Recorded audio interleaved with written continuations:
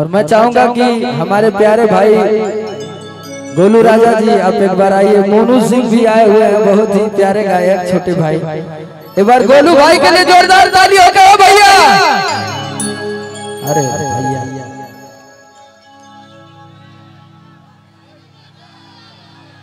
हाँ तने पूरा हाथ उठा के हल्ला कर दो भैया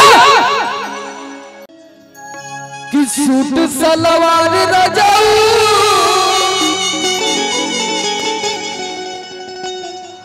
और साड़ी चुभेला कमरिया में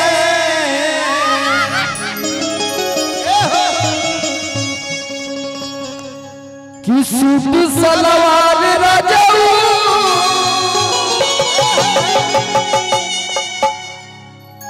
हाय साड़ी चुभेला कमरिया में।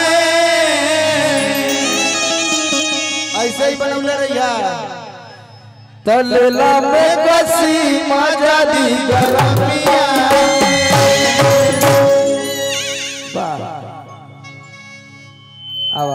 संदीप टेक्सटाइल सरौनी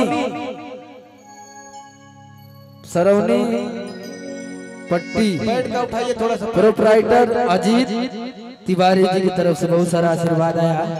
चला हुआ तलेला में कसी मजा दी गरमिया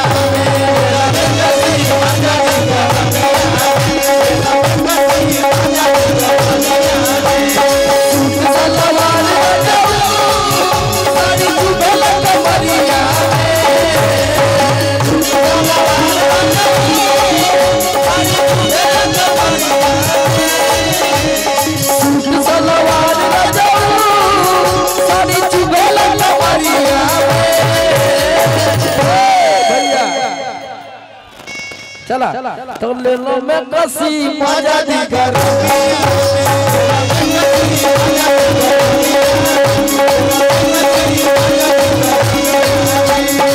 कसी पहिर दिल में बड़ी अगिया लगई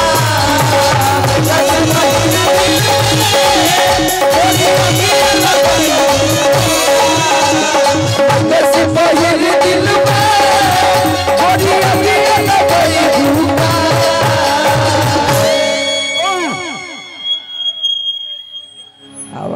देखत कि सब पानी फेंक देले बा। हां कि मैं कसी पहिर दिल में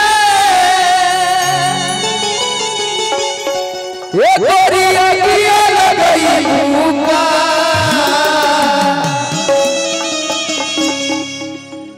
एक करे जा मूड गड़बड़ाई का हो भैया।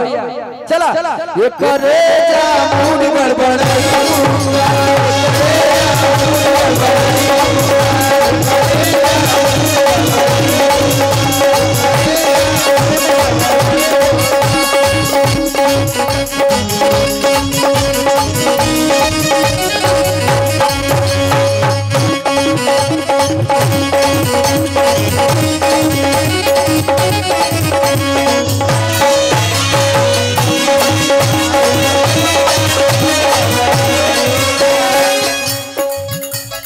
कितनो डोलानी रतिया चैत में बेनवा कितनो डोलानी रतिया चैत में बेनवा रेगेला भीतर भीतर कहियो बसनवा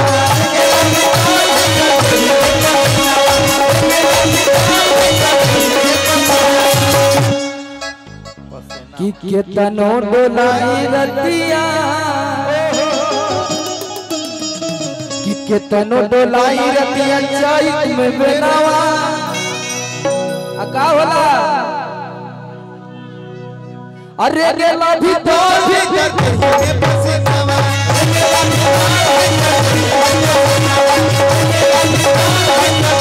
मन करे फेरी बना साड़ी देही से बरमिया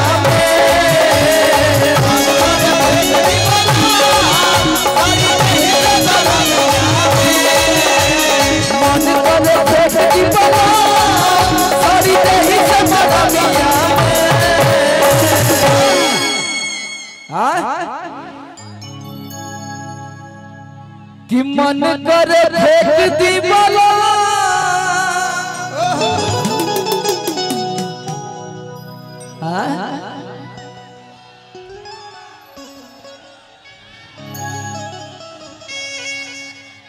कवर वाला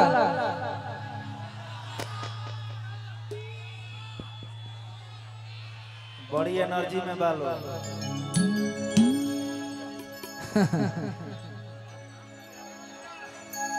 कि जनता उत्तर प्रदेश के अब मांगत बा अखिलेश के। चला खुश देखा हम कलाकार है, हमसे जवान का वही बा हम कुल गाते भैया।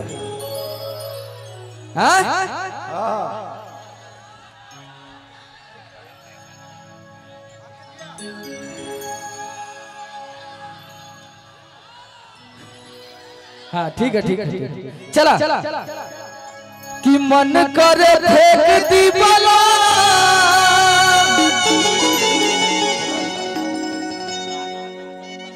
अच्छा और हमारे प्यारे भाई सुपरस्टार गायक गोलू राजा भी आ चुके हैं, मंच पे आने वाले हैं। एक जोरदार ताली से स्वागत होगा भैया, होई ना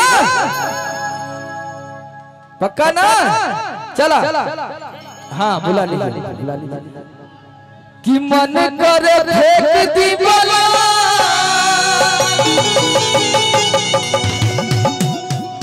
हाय साड़ी देही से बरमिया में। चला एकदम देखा थी कि धुआं धुआं कर देने बड़ा लोग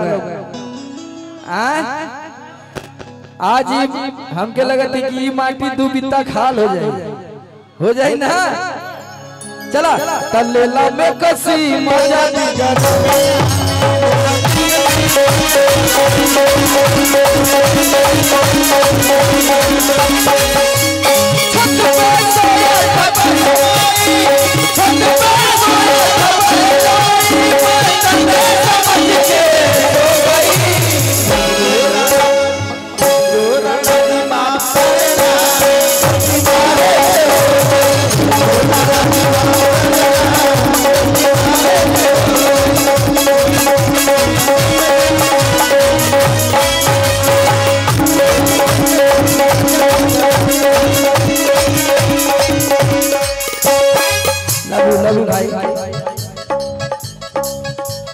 काहे नहीं भूखी धन तोहर के करमिया,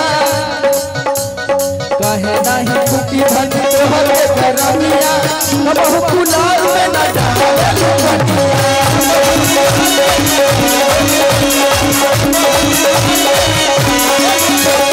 काहे नहीं भूखी धन तोहर के करमिया।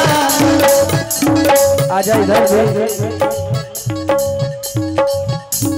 काहे नहीं झुकी धन तोहर के करमिया, अब हम गुलाब में न डाले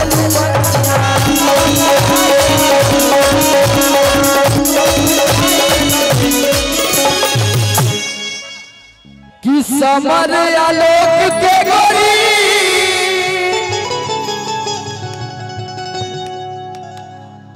अब तू ही पढ़ाई भूखा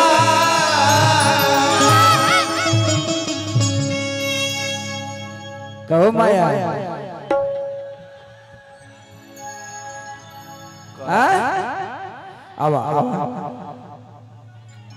अच्छा है कि पूरा बोले के दो तीन बार गलत करे तो 5-7 बार आई बात अच्छा लगी हम के तो के कहा था आकाशवाणी करवा दी पढ़ the pin code. Sandeep textiles कपड़ा व्यापारी सरौनी पश्चिम पट्टी प्रोप्राइटर अजीत तिवारी सरस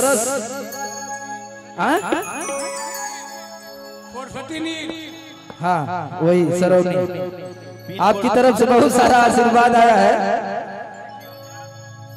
कि समर आलोक के गोरी